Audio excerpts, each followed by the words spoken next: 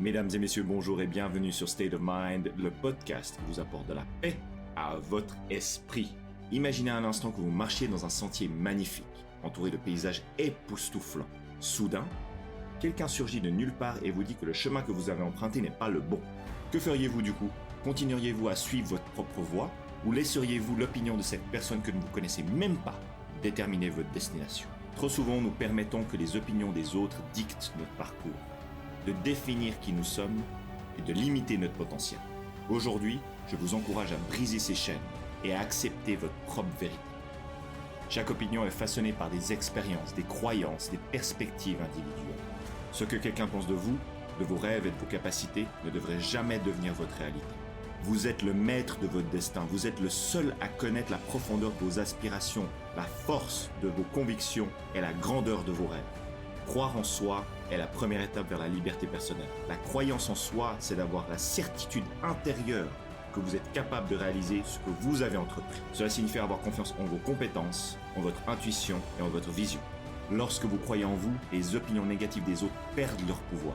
Elles deviennent des murmures insignifiantes face à la voix forte et claire de votre propre conviction. Il est très important de se rappeler que chaque personne sur cette terre a un but unique.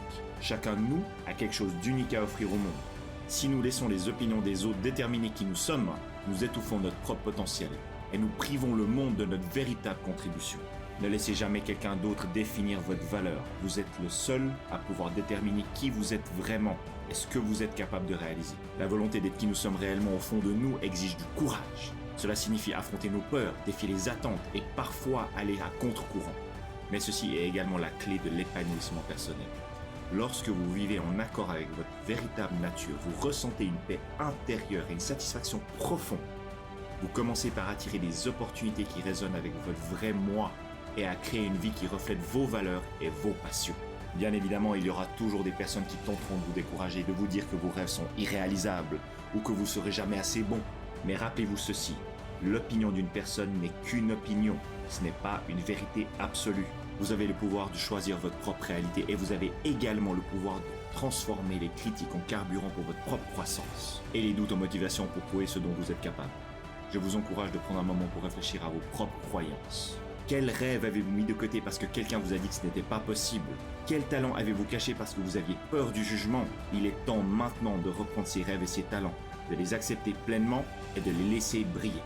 Pour conclure, rappelez-vous toujours que vous êtes le créateur de votre propre réalité. L'opinion d'une personne ne doit jamais définir qui vous êtes ou ce que vous pouvez accomplir.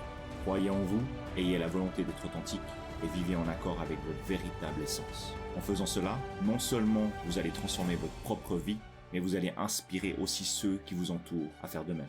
Merci d'avoir écouté le podcast d'aujourd'hui. Si vous avez aimé cet épisode et vous voulez plus de contenu, n'hésitez pas à vous abonner. En attendant, prenez bien soin de vous et à très vite pour le prochain épisode.